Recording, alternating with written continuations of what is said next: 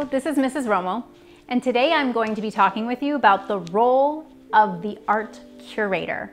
Now, I could explain to you what the curator is, but I thought this was a wonderful opportunity to have a sit down, or at least a virtual sit down, with some art curators from here in San Diego. So let's take a look and see what they have to say about the role of the curator.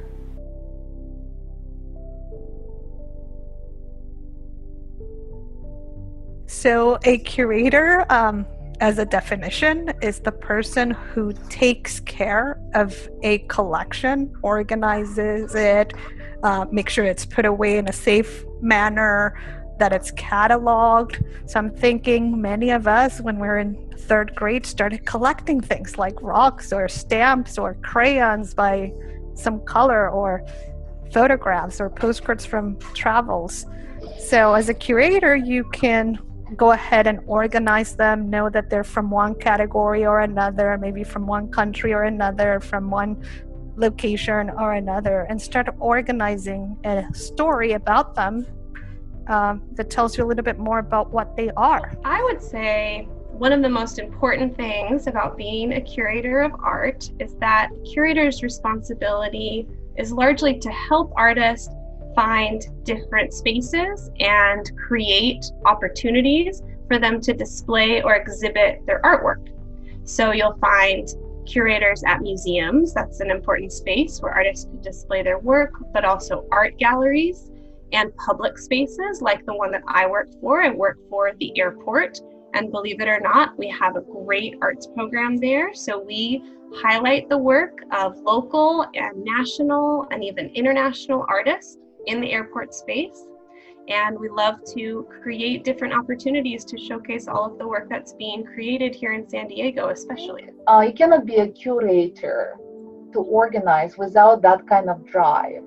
When you're really on a mission to accomplish this goal, to bring that knowledge, to illuminate about particular subject.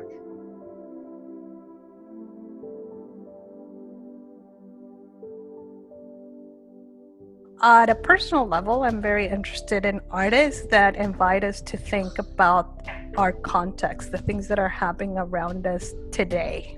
And many times artists are really, really good at distilling information into very concise, beautiful creations of what a bigger idea might be. So they make it simpler for us. So I tend to pick art that's about the things of our time. Sure. So because I work for the airport, which is a public agency, my process is a little bit different than you might find a curator uses at a museum or a gallery. So I'm really lucky in that I get to work with an artist selection panel. So I typically invite art and design professionals from around San Diego and sometimes even around the country to be a part of the selection process. So we review submissions or applications that we receive from artists to exhibit their work or create an original piece of art for the airport. And I work with this really expert, smart group of artists and designers and architects to choose the artists that we decide to work with or showcase at the airport. There are some boring ways, which is essentially each museum has a plan about its collection, and a gallery has a plan, and you work with the director, you work with a lot of different people on staff, yes, to make those plans. And so those plans take into consideration a lot of issues that exist. You might come across, wow, this guy who actually painted this, or this guy who collected this, he is incredible. That's a neat story to tell.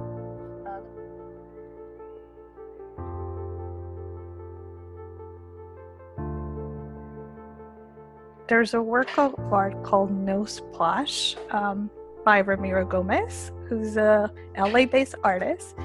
And what he does is he takes the work of another famous artist, David Hockney, who did paintings about the lifestyle of California in the 60s and 70s. And in many of his paintings, he depicts kind of very minimal landscapes. It might be a swimming pool with a modernist house, or a yard with a palm tree in the context of kind of the affluent life of Los Angeles. And what Ramiro Gomez does is he takes those paintings and appropriates them and replicates the paintings, but introduces the people who would work in those environments. So the pool cleaner, the housekeeper, all the people that make possible the life that we live. And instead of making them anonymous, they become part of this context and remind us that there's much more to a story. One of my very favorite paintings in the world. It's called Girl with the Red Hat by Johann Vermeer. And Vermeer was an artist who lived hundreds of years ago. He's Dutch.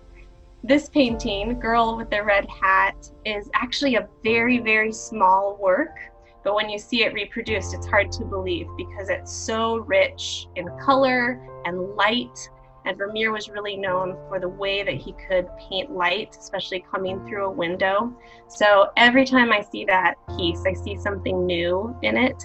So it's definitely something I would love to live with if I could. The subject that interests me today, especially, is about ecological art. I think it's absolutely so crucial and important that the artists are really trying to communicate the ideas that we are in danger today. Our planet is in danger, and we need to do something about it. Visual art has a power to communicate ideas very efficiently, and we have in San Diego an amazing community of ecological artists who are working here.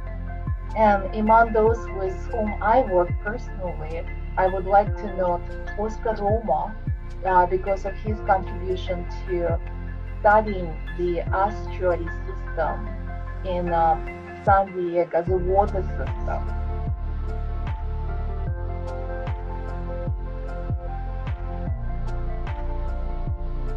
So if you want to pursue being a curator, I think that's the easy answer for me, is whatever you're curious about, whatever you want to collect, hold space for, start documenting, organizing, putting it away in a safe space.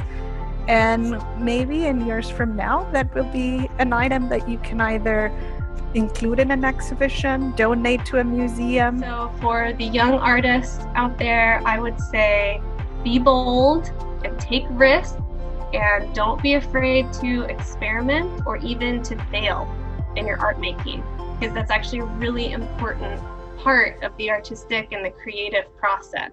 It's not about getting everything perfect or doing everything exactly to replicate another piece. Really encourage you to experiment, to get messy, and that'll help you to discover new techniques or new ways that you like to create art. It's all about discovery. It's good to be free. Creativity is free. It's about flowing. It's about engaging, being engaged with the world, and not afraid. Yes, not too afraid to demonstrate your potential, one's potential, that creativity that is inside. All right, so we've learned a little bit about what the role of a curator is. They have to collect, they catalog, they organize, and ultimately they might present. So how can we apply this in the classroom, you might ask? One idea is you can have students work in small groups, bring their art that they've created for the year together, and have them organize it in a way that communicates a theme. So maybe you want to do the reverse. So you can tell your students, come together in a small group and figure out what you would like to communicate to your audience. Based on that, they can come up with a theme and then in turn create art around that theme. So I am fortunate enough to have a young artist in my household that was willing to share his collection of art. he came up with a little mini art show, and he is going to show us some of his favorites from his curated collection. This one's a crested gecko, and I painted it for a reptile store that I went to. And I like crested geckos because they're really colorful.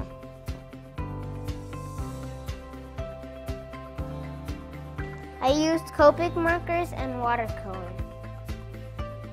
This piece of art is, there's a Cobra helicopter and Apache helicopter. These are some other ones. This one has 2 propellers, 2 rotors, and these 2 ones are fighter helicopters.